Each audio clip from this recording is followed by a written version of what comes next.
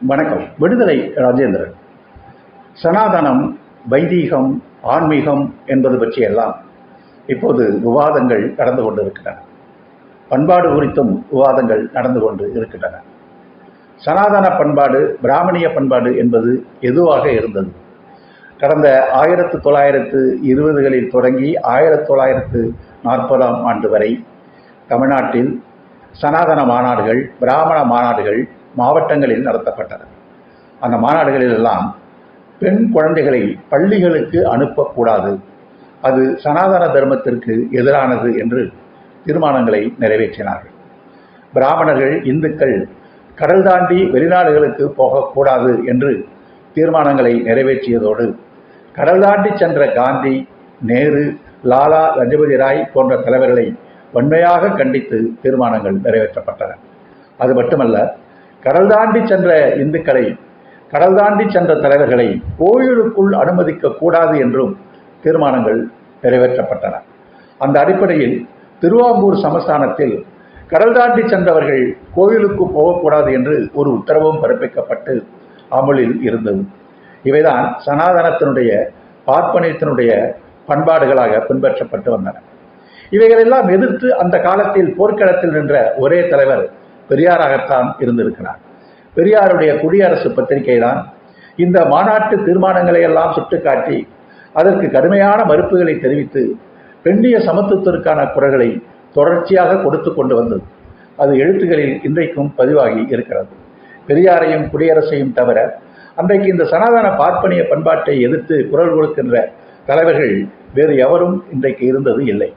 மாறாக தேசிய தலைவர்கள் என்று சொல்லப்பட்ட பாலகங்காதர திலகர் போன்றவர்கள் கூட பெண்களுக்கு பால்ய விவாகம் நடத்த வேண்டும், பெண்களை ஆண்களோடு சேர்த்து ஒன்றாக படிக்க வைக்கக்கூடாது என்ற பழமையான கருத்துக்களை பேசக்கூடியவர்களாகத்தான் இருந்தார்கள்.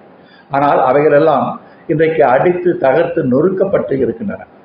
தமிழ்நாட்டில் திராவிட மாடல் ஆட்சியை உருவாக்கிய பெண்களுக்கான உரிமை திட்டங்கள், அவைகளை அதிகாரமயப்படுத்துகின்ற திட்டங்கள் இன்றைக்கு பெண்களை பெருமளவில் முன்னேற்ற பாதையில் அழைத்து கொண்டு சென்றிருக்கின்றன.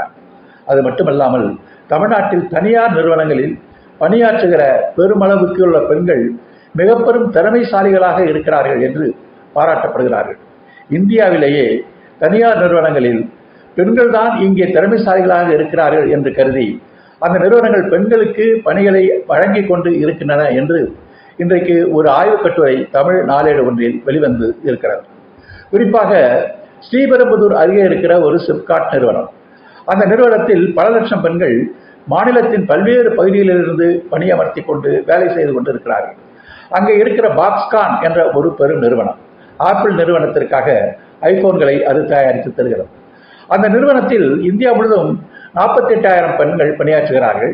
தமிழ்நாட்டிலும் பல்லாயிரக்கணக்கில் பணியாற்றுகிறார்கள். இதில் 70% பேர்கள் பெண்கள். அவர்கள் சொல்கிறார்கள், பெண்களிடம் இந்த திறமை இருக்கிறது என்பதால் நாங்கள் அதை பயன்படுத்துகிறோம் என்று அவர்கள் சொல்கிறார்கள். ஆக பெண்கள் இன்றைக்கு தனியார் நிறுவனங்களில் திறமையாளர்களாக தங்களுடைய ஆற்றலை வெளிப்படுத்துகிற ஒரு அருமையான வாய்ப்பு உருவாக்கப்பட்டு இருக்கிறது. பண்பாடு, கலாச்சாரம் என்று நாம் பேசுகிற போது அது வைதிக பண்பாடாக இருந்தாலும் சரி, தமிழ் பண்பாடாக இருந்தாலும் சரி, அந்த பண்பாடு என்பது சுயமரியாதையும் சமத்துவத்தையும் பேணி காக்கின்ற பண்பாடாக இருக்க வேண்டும்.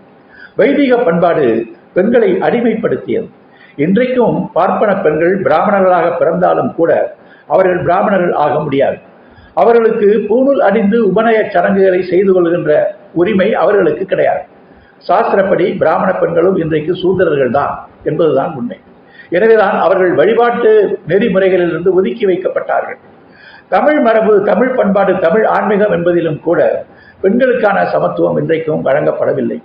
எந்த ஒரு ஆதீனத்திற்கும் அல்லது எந்த ஒரு மதத்துக்கும் தலைவராக பெண்கள் வந்துவிட முடியாது, சடங்குகளிலும் பெண்கள் வந்துவிட முடியாது. ஆக பெண் உரிமையை மறுக்கின்ற எந்த ஒரு பண்பாடும், சமத்துவத்தை மறக்கிற எந்த ஒரு பண்பாடும் நமக்கான பண்பாடாக இருக்க முடியாது. அந்த அடிப்படையில் இந்த பண்பாட்டு தடைகளை தகர்த்து எறிவதற்கான அரிய திட்டங்களை திராவிட மாடல் ஆட்சி அறிவித்துக் கொண்டு இருப்பதோடு பொருளாதாரத்துறையிலே தொழிற்சாலைகளுடைய வாய்ப்புகள் எண்ணி பல்கி பெறுகின்ற போது அதிலும் பெண்களுக்கு அதிக முக்கியத்துவம் என்ற நிலையை நோக்கி தமிழ்நாடு வளர்ந்து கொண்டு இருக்கிறது. உலக முருகன் மாநாடு நடத்துகிற இந்த மாநாட்டிற்கு கூட விமானங்களில் ஏறி கடல் தாண்டித்தான் இங்கே வர வேண்டியிருக்கிறது என்பதிலிருந்தே வைதிக தடைகளை அங்கே நாம் தகர்த்திருக்கிறோம் என்பதையும் கவனத்தில் கொள்ள வேண்டியிருக்கிறது. எனவே சனாதன வைதிக தர்மத்தை தகர்த்து எறிவதற்கான பொருளியல் முயற்சிகள், பண்பாட்டு முயற்சிகள், பெண்களை சமத்துவப்படுத்துவதில், அதிகாரமயப்படுத்துவதில் தங்கி இருக்கின்றன. அந்த பணியை, முற்போக்கு பணியை தொடர்ந்து தமிழ்நாடு அரசு முன்னெடுத்து வருகிறது. அதை மேலும் வலிமைப்படுத்துவோம். தமிழக முதல்வரின் இந்த வெளிநாட்டு பயணம் மேலும் முதலீடுகளை நிச்சயமாக கொண்டு வந்து சேர்க்கும் என்று உறுதியாக நம்புவோம். சிந்திப்போம். நன்றி, வணக்கம்.